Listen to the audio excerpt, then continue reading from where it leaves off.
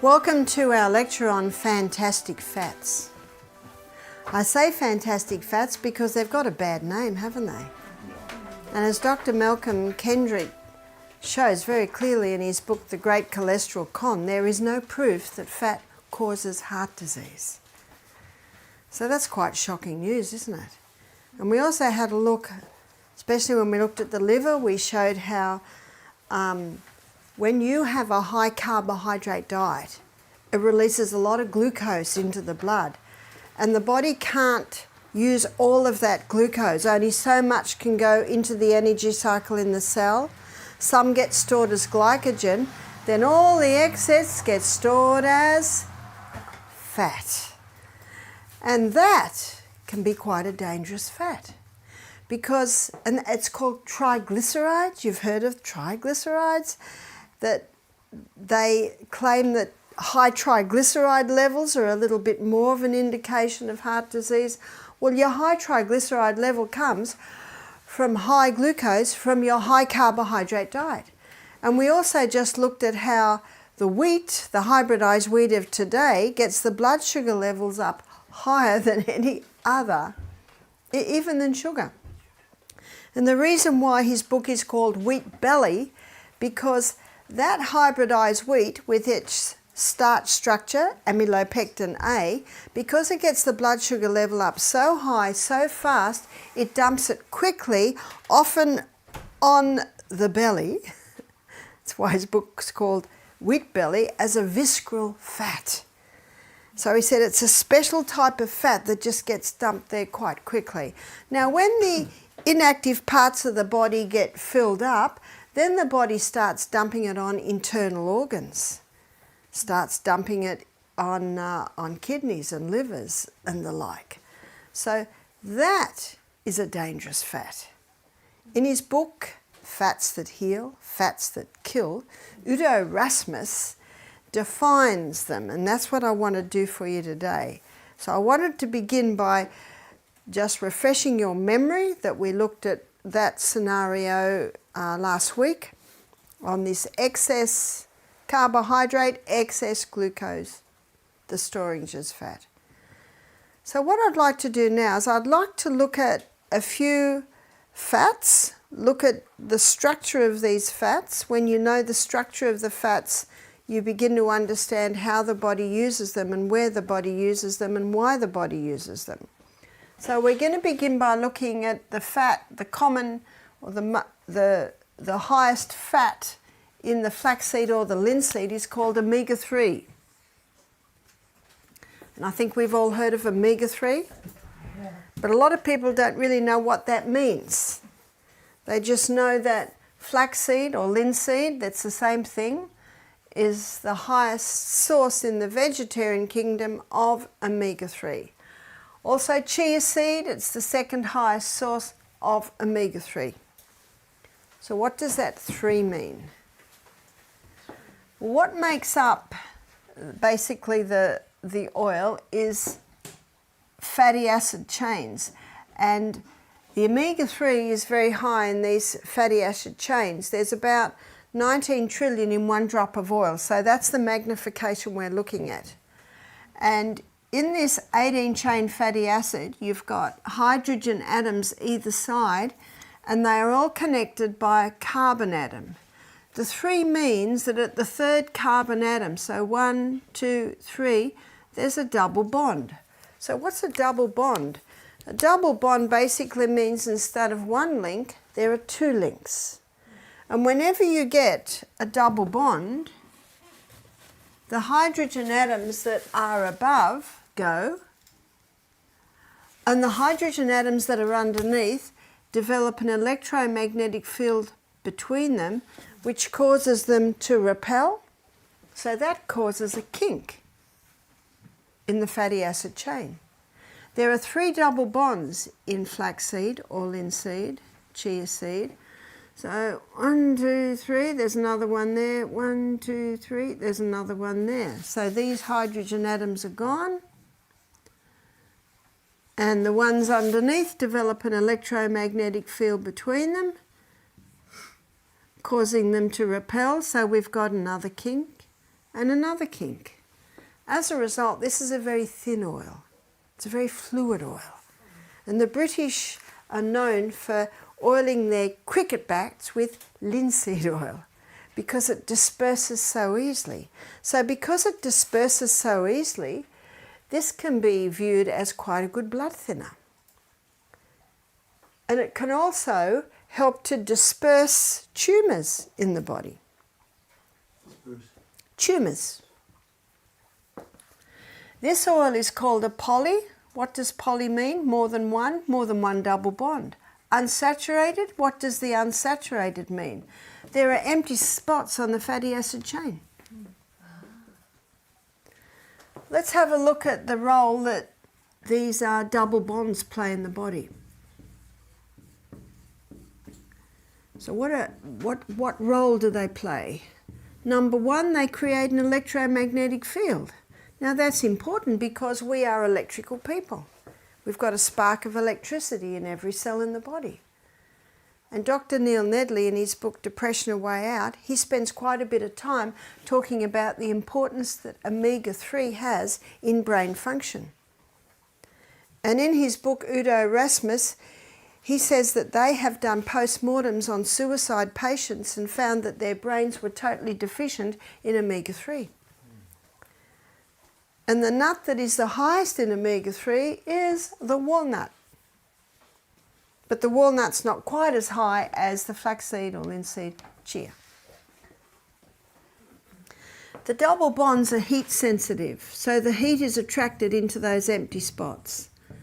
The double bonds are light sensitive. And the double bonds act like a magnet to oxygen.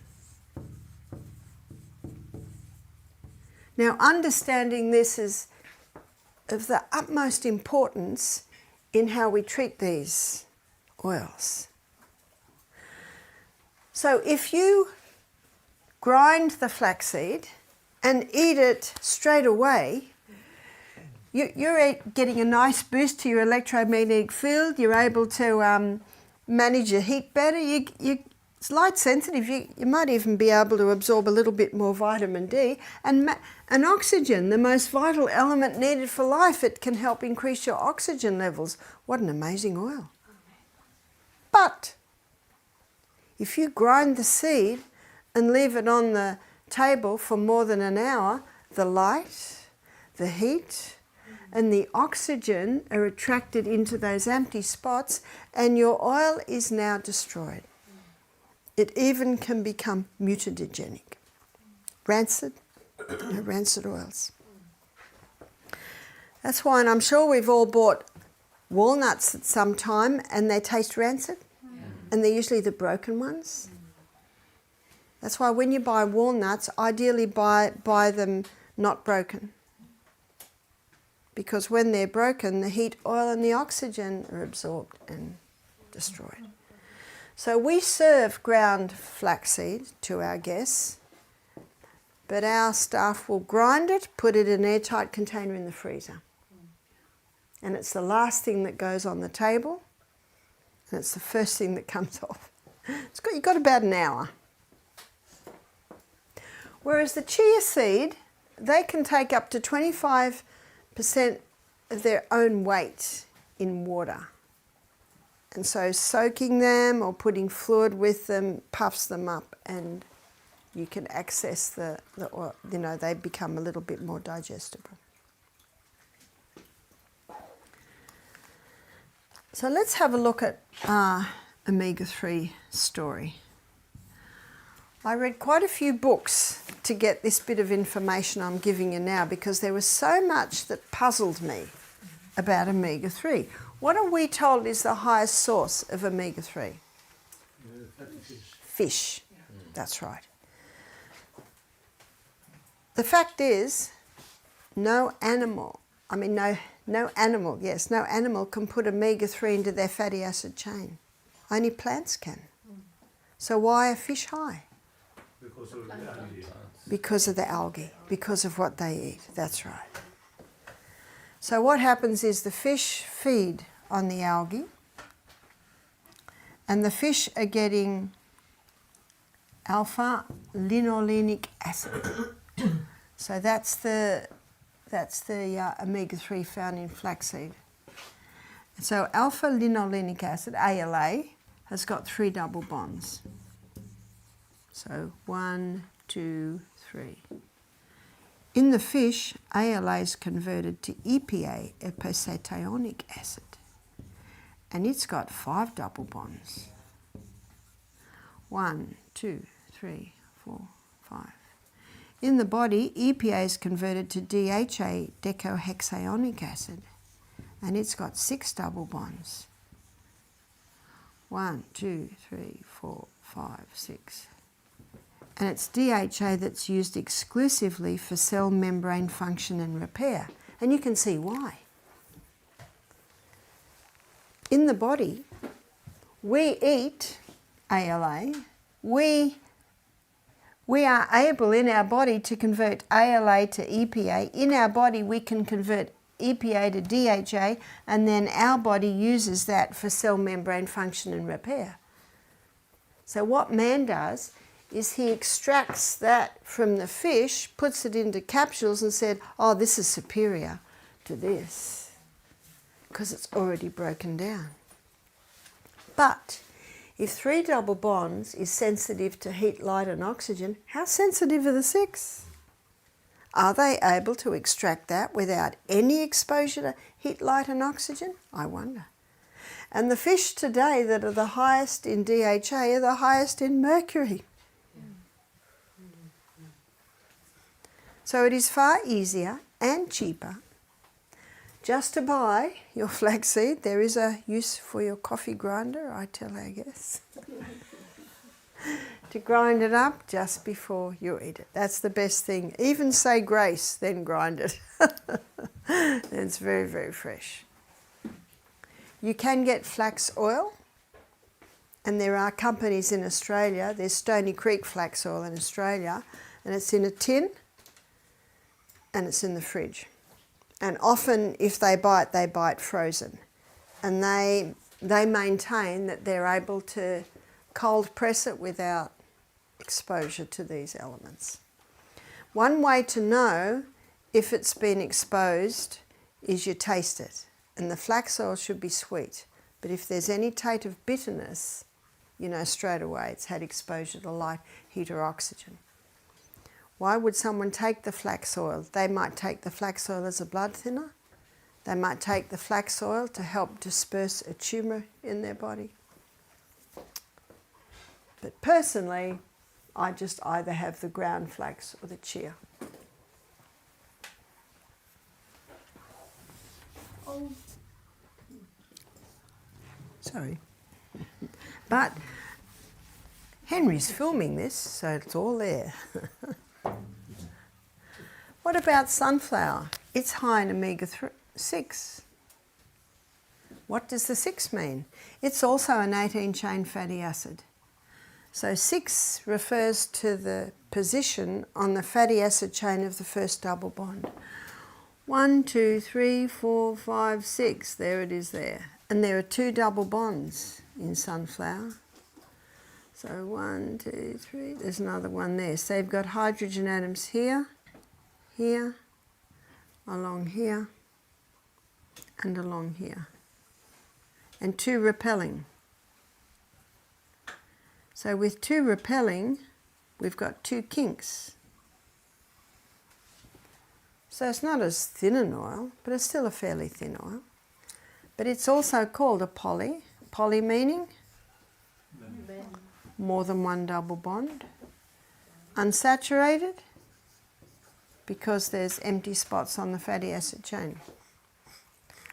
What about almond? Almond is high in omega-9. It is also an 18-chain fatty acid, and it has 1 double bond. So 9 indicating the position on the fatty acid chain of the first double bond. 1, 2, 3, 4, 5, 6, 7, 8, 9. There it is there. Hydrogen atoms here and here, along here. 1 repelling action. So 1 kink. And I think we can all identify that olive oil is a thick oil, isn't it? That's because it's only got one double bond, so it's called a mono, unsaturated. Mono meaning one double bond. Unsaturated because there is still an empty spot on the fatty acid chain.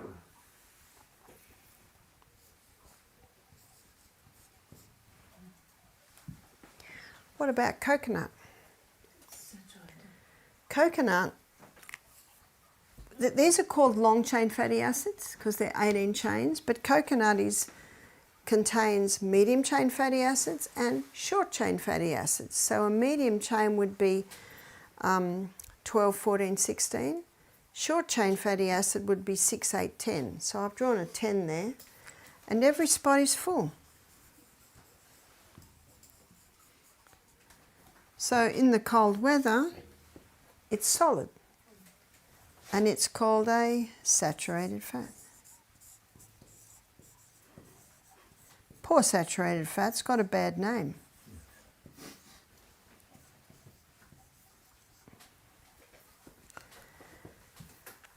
Let's have a look at what happens in the gastrointestinal tract. Here's the mouth, here's the esophagus, there's the stomach, here's the liver. Underneath the liver is the gallbladder. The gallbladder bile duct comes in and connects with the pancreas, neck of the pancreas, lining the duodenum, which is the first part of the small intestine. Lining the whole of the small intestine are villi. And up the middle of the villi is a lacteal. Lacteal is part of your lymphatic system. And all through the villi is blood. These are your capillaries. I'm going to show you the journey of these 3 long-chain fatty acids. They're not dealt with in the mouth. They're not dealt with in the stomach. They come through the pyloric sphincter, this little valve here, into the duodenum, and bile from the gallbladder, which is the reservoir for bile sitting under the liver, releases bile. And bile emulsifies the fat into tiny particles. Then pancreatic lipase further breaks it down, and then it's absorbed straight into the lacteal. So your long-chain fatty acids go straight into the lymphatic system, to the thymus, to the liver, and the liver says, the surgeons have arrived, store them. But not so the coconut. Underneath the tongue, there are sublingual glands that release lingual lipase. And lingual lipase is the enzyme that breaks down saturated fat. So the saturated fat is unique in that the breakdown begins in the mouth.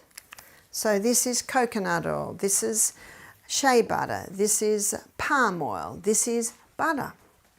The breakdown begins in the mouth under the action of lingual lipase, which is released by the sublingual glands. So when coconut comes into the stomach, the breakdown's already happening. It comes into the duodenum, it doesn't need bile, it doesn't need pancreatic lipase, and what's more, it gets absorbed straight into the bloodstream. Gets taken to the liver, burnt as fuel. There was an Australian farmer who got all these coconuts cheap, and he opened them all up to fatten up his cows. The cows lost fat, put on muscle, and started bounding all around the paddocks. I think you call them fields. So if you want to lose excess fat and get high energy levels, what do you eat? Coconut. And we looked at this earlier in the week. Glucose burns at 4 calories per gram. Fat burns at 9 calories per gram. Can you see why the cows had so much energy? Now what people don't understand with calorie is it's a unit of energy. So if you want a high energy food, what do you eat? Fat. And which fat's going to give you the most energy? The fat that's burnt as fuel. So if someone wanted to lose weight, would they eat a fat that the body stored or a fat that the body burnt? Burnt. So if someone wanted to lose weight, what would be the best fat for them? Coconut. It's hard to say. We've been so brainwashed, isn't that true? Do you know there's a great deceiver out there who's deceived the whole world? I'm just giving you the science. And we looked at the science the other day on the high carbohydrate with all this excess glucose storing as fat. And it's on this basis that the ketogenic diets become popular. Have you heard of the ketogenic diet, the keto diet? Yeah. What's the keto diet? It's very similar to the Atkins, only it's saying it's even more fat. And people don't have heart attacks or strokes on the keto diet. Yes? But what is it with refined coconut oil? Because the coconut oil we can buy is always with this coconut taste. Yes. So someone that doesn't like coconut has a trouble with that. What is with the refined one? They've used a chemical process to get the flavour out. One lady said, you can even buy coconut oil that doesn't go solid. I said, yeah, that's a bit of a worry.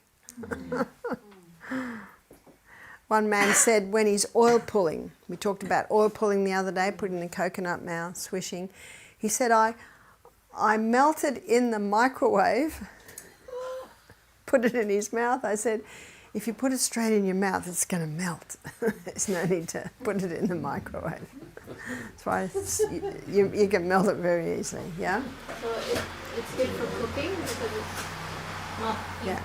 That's a very good point. Which is the oil? If you wanted to saute something, which oil would you use? The coconut, because it's heat resistant, light resistant, oxygen resistant, because it's got no double bonds. So let's have a look at planet Earth. And in the middle of the planet we've got the equator where it's very hot. So which foods of these are grown in the equator? coconut. It's the coconut. It's the saturated fat, perfectly designed for this climate. And another reason why it's perfectly designed, it's antifungal. Now the antifungal components in it are caprylic acid. You've heard of caprylic acid? You've got caprylic acid, which is a very strong antifungal. You've got capri acid. You've also got lauric acid. And lauric acid is broad-ranged antimicrobial. And coconut is 40% lauric acid. Butter is 2% lauric acid. So the plant saturated fats are far superior. And in this hot, moist environment, fungus and mold can prone to grow. So it's very important that whoever lives there should be eating a lot of coconut to help their body cope with that. Let's go up the planet and we come to the Mediterranean. What plants are grown there? There's your olive and your almond, perfectly designed for the environment there. As you go up the planet, this is what you'll find.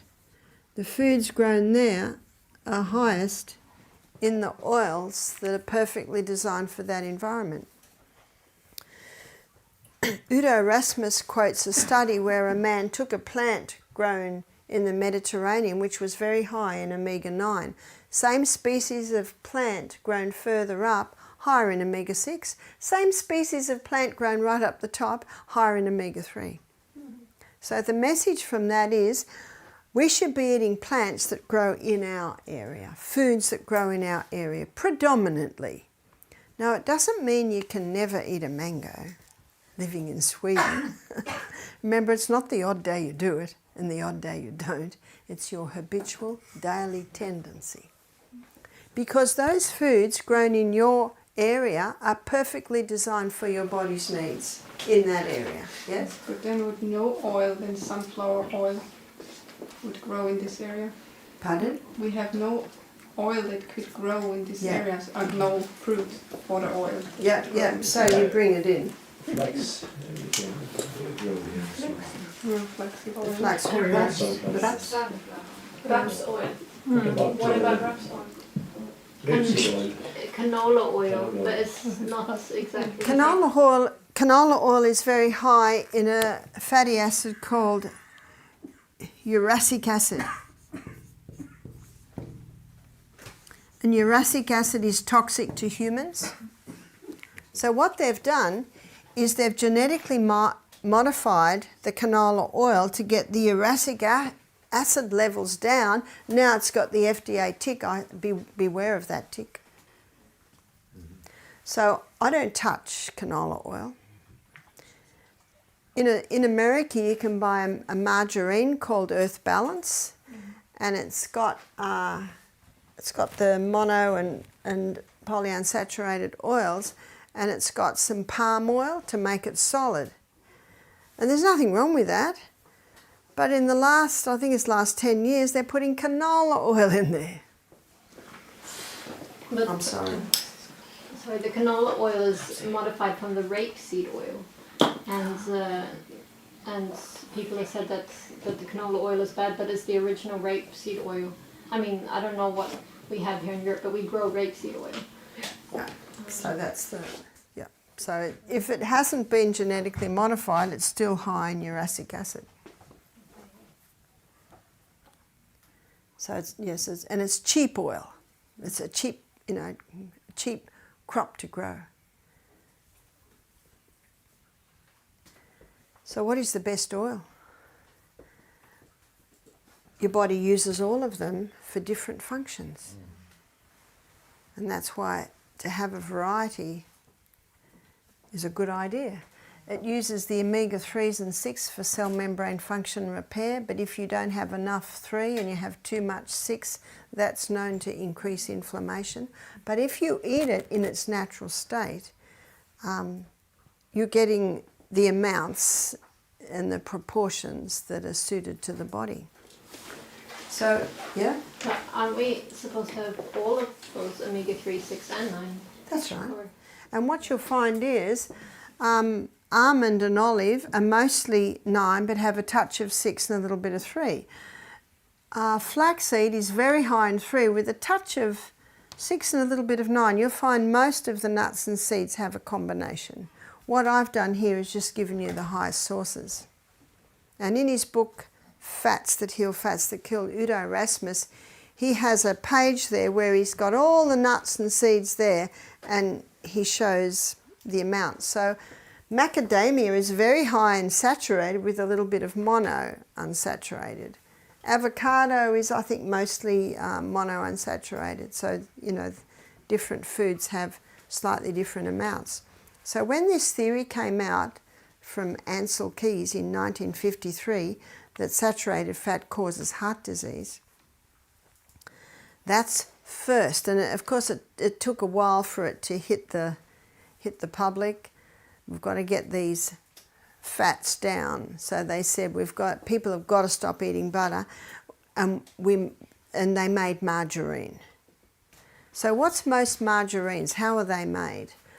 Well, let's make a margarine out of sunflower oil. And there are a lot of margarines made out of sunflower oil, but they've got a problem. You know what the problem is? It's liquid. Yeah.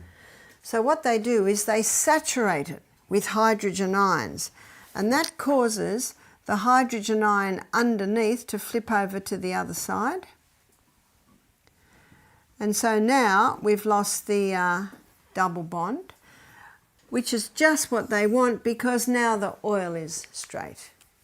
But that structure is not known in nature. It's one molecular structure short of plastic. So the margarines are very dangerous oil. It should not be touched. I mentioned the Earth Balance, which is solid because they blend the polyunsaturated oils with a saturated oil. And, you know, there are some natural ones that you can make by putting your, I think there's one that we have at home. It's soy milk, carrot juice, olive oil and coconut oil. And I think that's blended together and that sets, and it's yellow like butter because of the carrot juice in it. So I'm sure that a lot of people know those types of things. Can you say that one more time? The breakfast you had? It's soy milk and carrot juice. I think it's half a cup of each of those, and half a cup of coconut oil, and I think there's a cup of olive oil, and then you put the salt in. So all you do is melt the coconut oil and give them a quick blend, and then pour them into containers, and you've got your butter. And that's a delicious butter. For people that don't like the olive oil taste, when you refrigerate it, it loses that strong flavour. But more people in the world put olive oil on their bread than any other spread. So we're looking at Europe. So I love olive oil on my bread.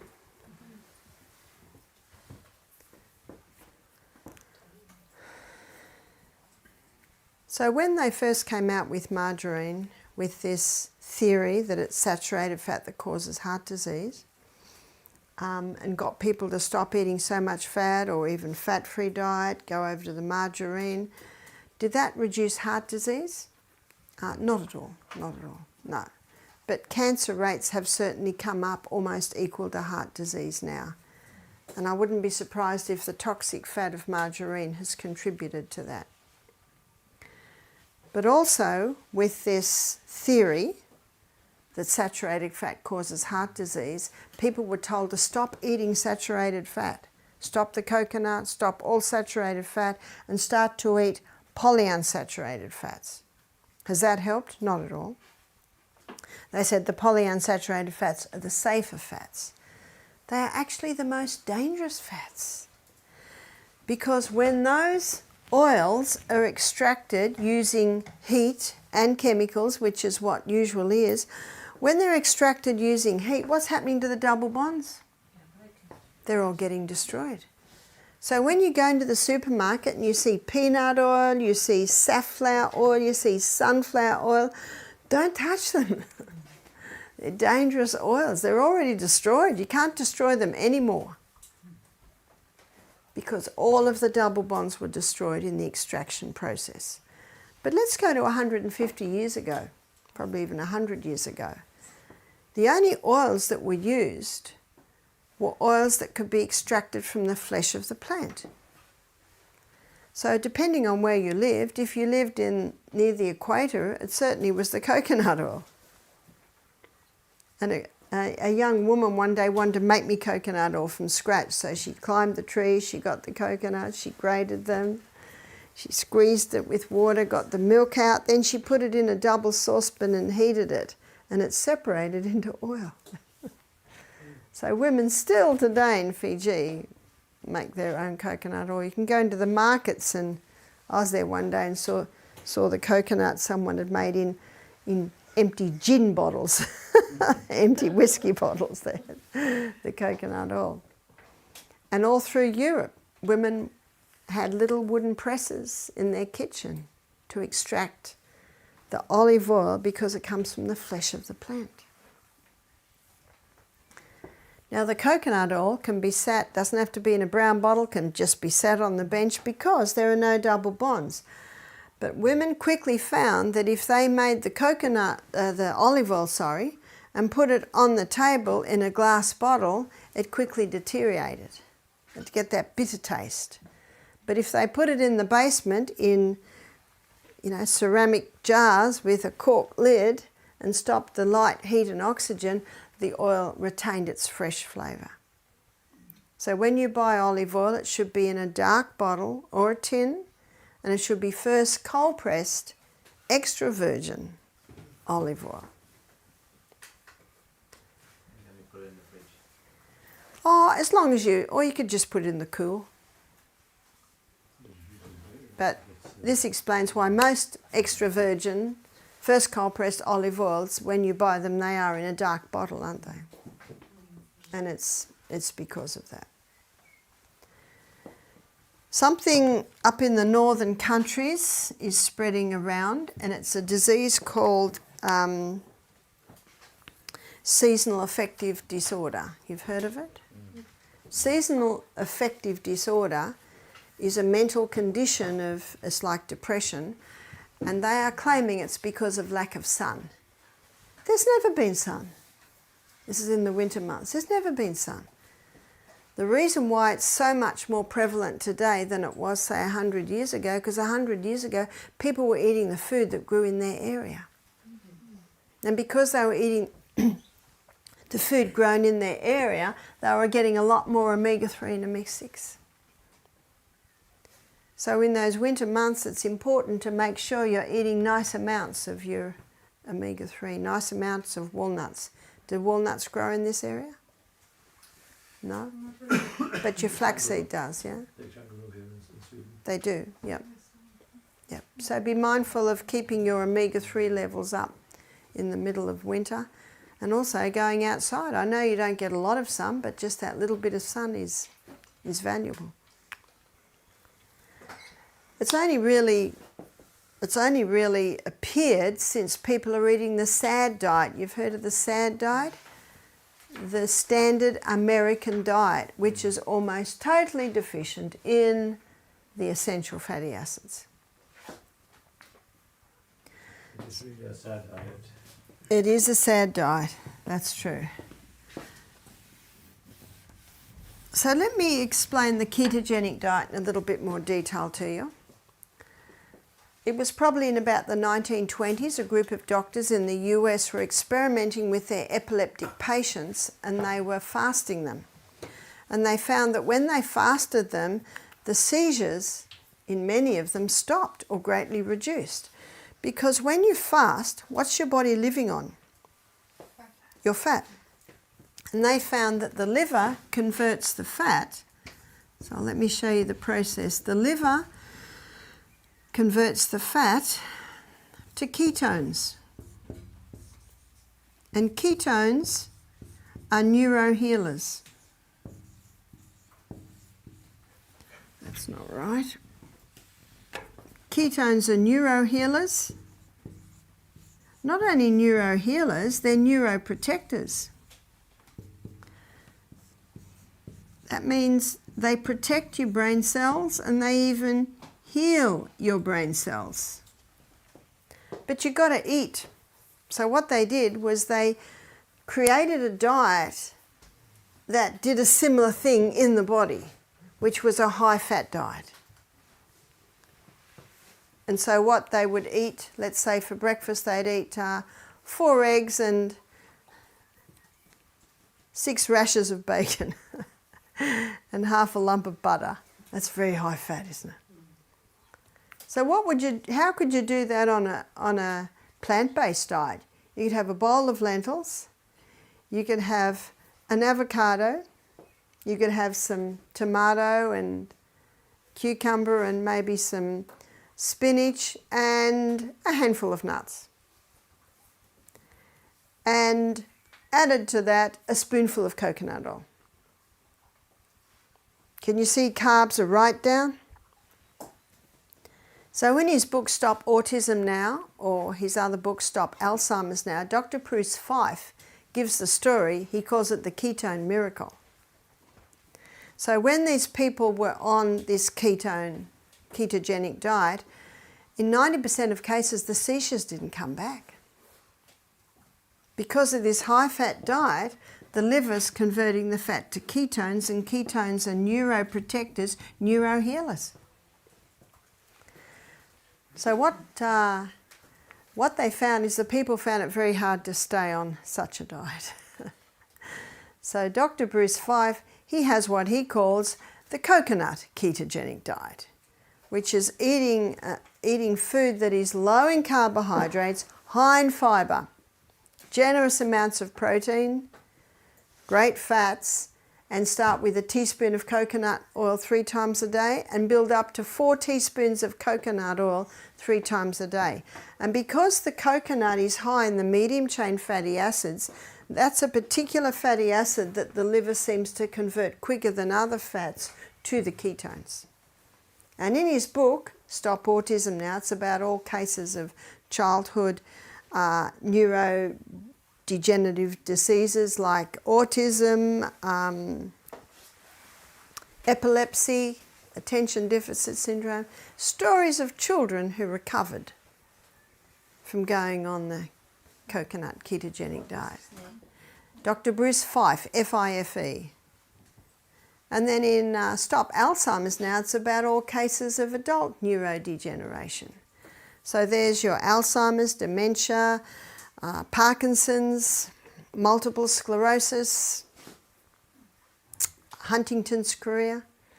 And again, stories in there of people who saw turnarounds going on the coconut ketogenic diet. Yes? How much is too much though? Coconut. I mean, there must be a limit. I guess there is. I guess it depends on how much the person can cope with. But they found building up to the 4 teaspoons 3 times a day. Maybe if it's a child, 2 teaspoons 3 times a day. I don't have that much coconut oil. In fact, I actually don't have any coconut oil. I only have coconut oil if I have a delicious frozen cheesecake. Or I do coconut oil most days when I do the oil pulling, but then I release that back out. But if I had any signs of dementia, I would start to implement that into my diet. Yes? Yeah, after going through all this, I got a question. Do we really need oil egg for cooking? Because personally, I changed recently. I just put water, onions and tomatoes, and I found my food tastes good. It does taste good. This is what I do. I don't fry in water because it's not frying, it's boiling. And you don't get the flavour. So what I do is I put onions straight in the pan. I have it on a low heat. I put the lid on and the condensation drips down and prevents it burning. And when that onion starts to brown, and then you get the flavour. And then it starts to stick a little bit, then I'll put the tomatoes in, and then the juice comes out of the tomato, and the juice coming out of the tomato on those onion that sticks a little bit, beautiful flavour.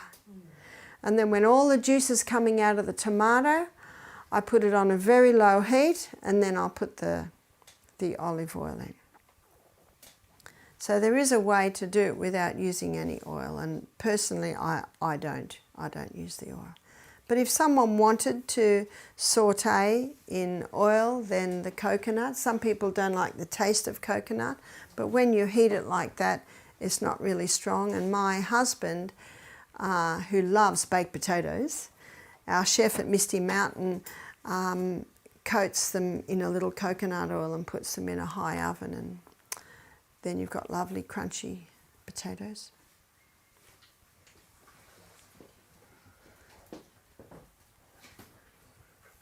My aim in this lecture was to show you why fat's important. And obviously it's a very concentrated food, so you don't need very much. And on the concentrated foods, you don't need much at all. But you do need a little bit. And God sanctioned the olive oil when he put oil in the widow's cruse every night when she was feeding Elijah in the time of no rain. And there's another story about Elijah, the woman whose husband died and her sons were going to be sold into slavery because her husband died in debt.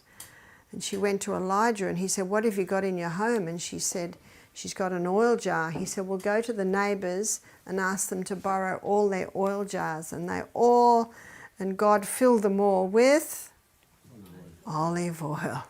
And she was able to sell it and get the money, and her sons didn't go into slavery.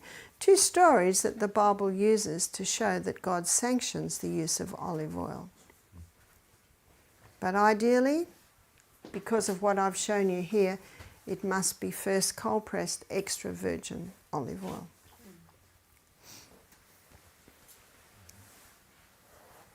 So what I'd like to do is now is open the door for questions.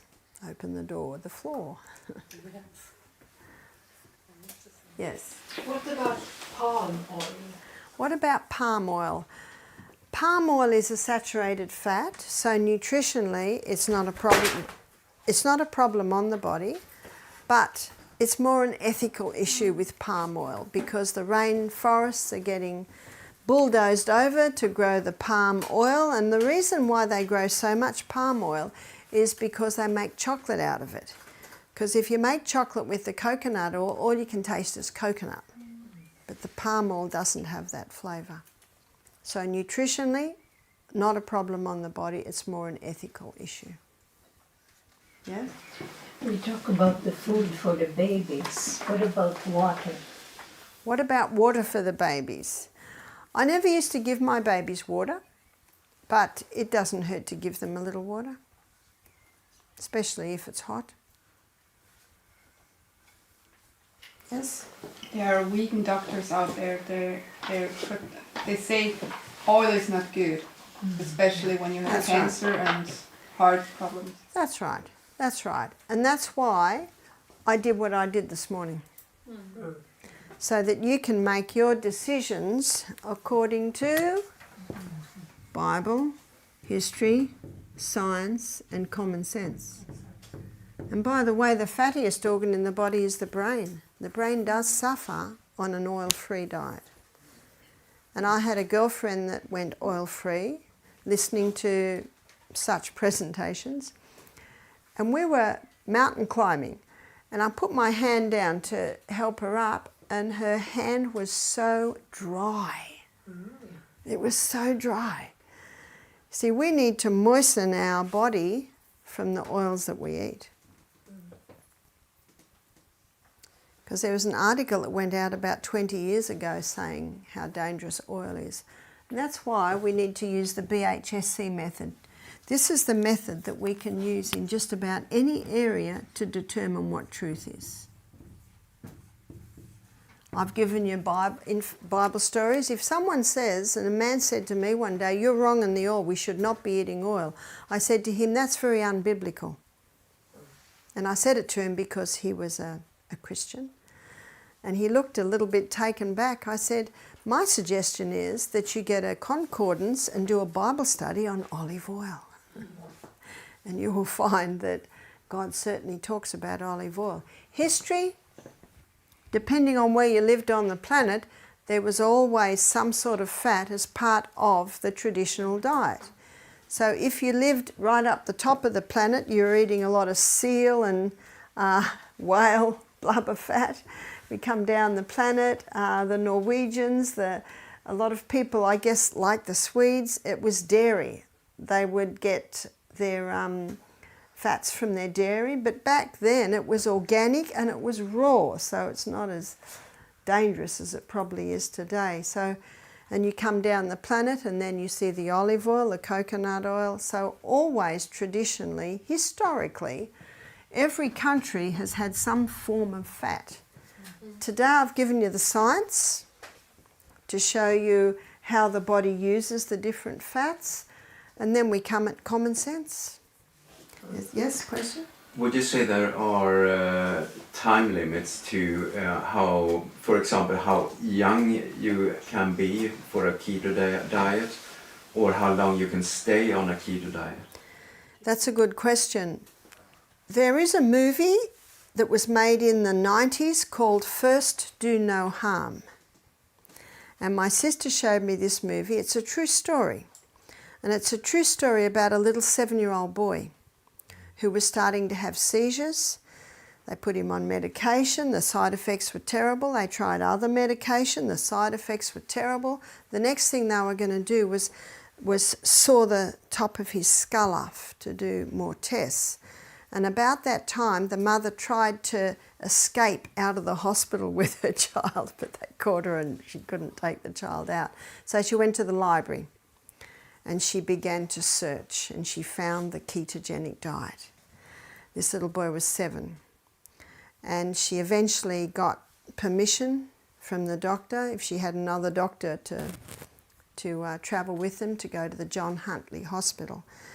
And when they went in there, the doctor immediately took the child off all medication and put him on the ketogenic diet. I think they had a picture of his first meal. It was 2 eggs, I think, rasher of bacon, sliced tomato and sliced cucumber. That was his first ketogenic diet meal.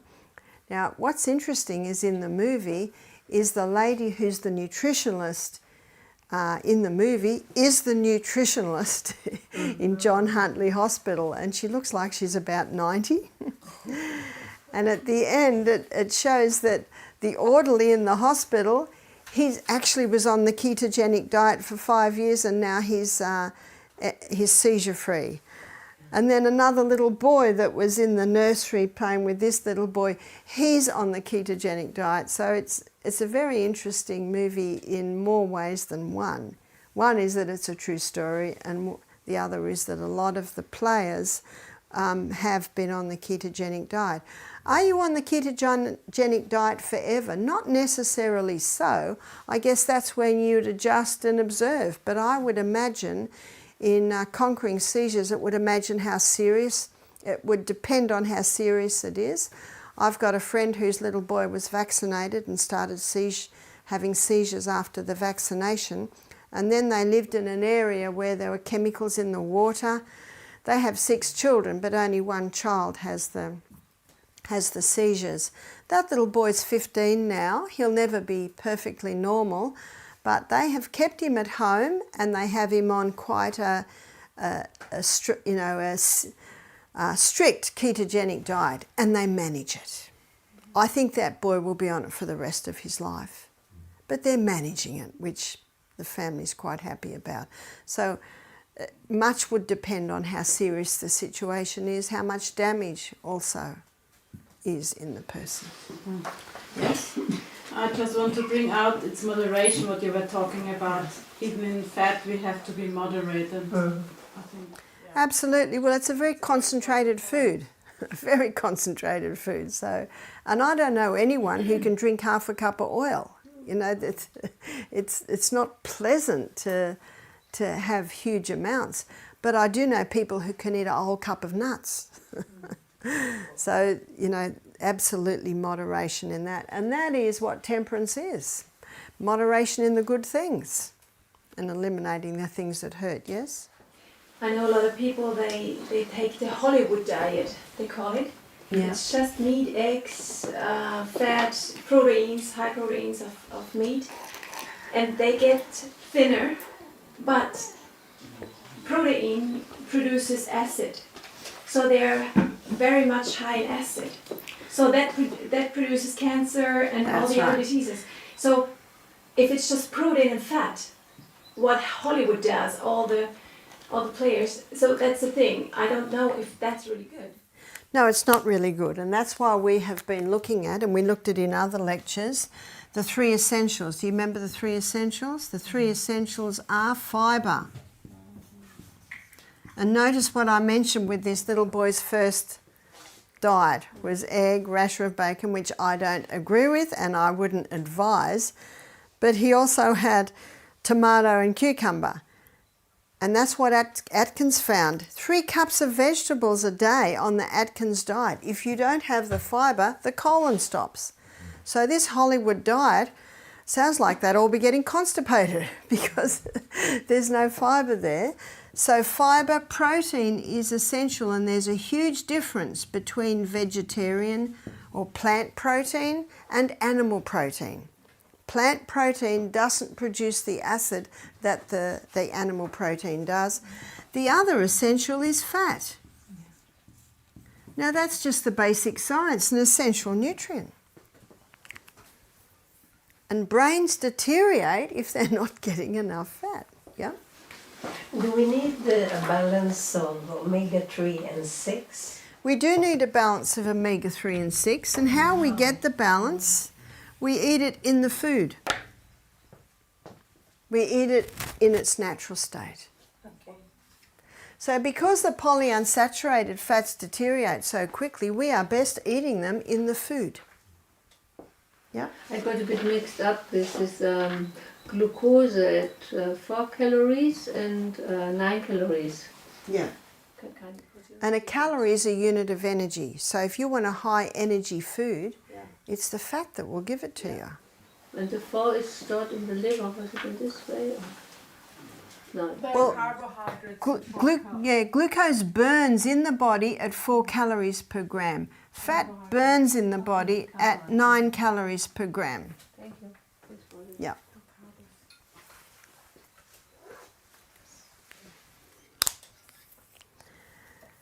So what they have found with athletes, they used to do carb loading. You've probably heard of that. And the carb loading got a quick high but then a corresponding dump.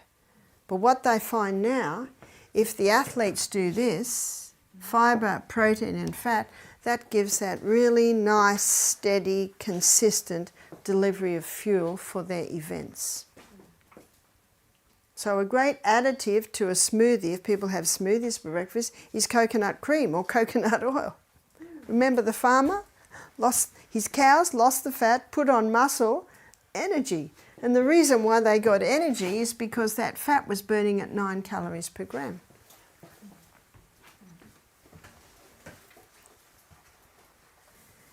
Ansel Keys, here's the guy who started this whole theory. And as Dr. Malcolm Kendrick states, he said there is no proof. What causes heart disease is damage to the arterial walls, causing the liver to make more cholesterol to plug up the holes. That's what causes this. It's not the saturated fat. If it was saturated fat, when Captain Cook landed on the South Pacific Islands, all of those islanders would be dying or half dead of heart disease because they're eating coconut 3 times a day. But what did he find? No heart disease, no strokes, no diabetes. So there's your history. What did he find? What did he find? He found magnificent looking human beings. The men were strong, tall, agile. Their teeth were perfect. The women were beautiful, long, luxurious hair. But they ate the whole plant, so they didn't extract the coconut. They did. They did. Because when I go to the islands today, a lot of areas are still cooking in the traditional way because they can just grate it in their little villages. They don't even need equipment. And they have this board that they sit on that's got like these metal things coming out and they...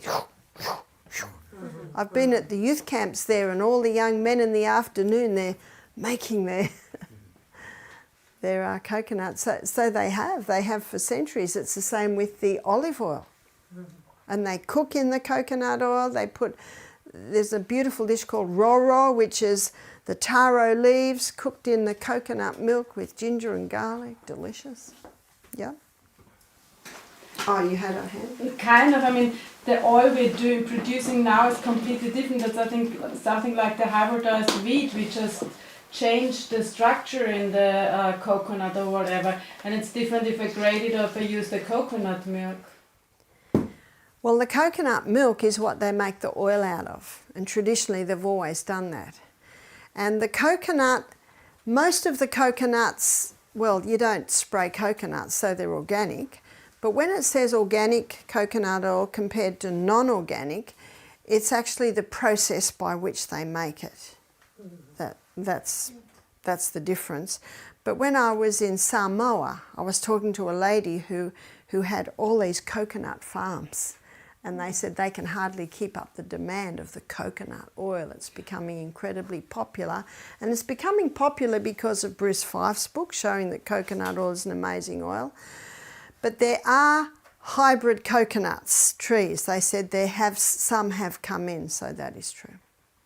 But the coconut oil that you buy, especially if you go the organic, it's really no different to the coconut oil that was made 200 years ago, because it can be made so simply. In regard to olives, would it suffice to eat a lot of olives, raw olives? Oh, you could eat a lot of olives, but I don't know about you, but I love olive oil in my lentil dishes. Yeah? I was in a market and they served extra virgin homemade or home crushed olive oil. And you could taste it with a bit of bread and the normal oil what you could buy in the shop. And the real new, it was not, you couldn't see through the oil, it was little, and it tasted bitter. So it was high on bitter. They must have let it be exposed to the oxygen because it shouldn't be. So it shouldn't. So the thing is, we read in the Bible when they put on the wounds oil, that it disinfected it, right? So it should be something in the oil when it's fresh crushed. What disinfects the sore? I guess so. Yes. But when I was in Italy last year, they gave me 3 litres of their olive oil. And it's grown in their area, and the local pressers press it for them, cold press. And I bought a little suitcase just so I could take this olive oil home with me. What was nice is everywhere I went, I gave everyone a little bottle of the olive oil because it was still a couple of months before I went home, and it was certainly delicious. But if there's a bitterness, it is an indicator that the oxygen and the light may have got to it, because it shouldn't be bitter. Okay. Yeah? Always, I think in manufacturing these oils, there is something which changes. I've tasted along the East African coast, they cook the way you've described with the coconut. It is very authentic and different than what would be packaged for you to buy. That's right, but there's not much we can do about that, is there? I was just adding to the fact that Yeah. But we get organic coconut oil. We get it in big buckets, and it's very nice.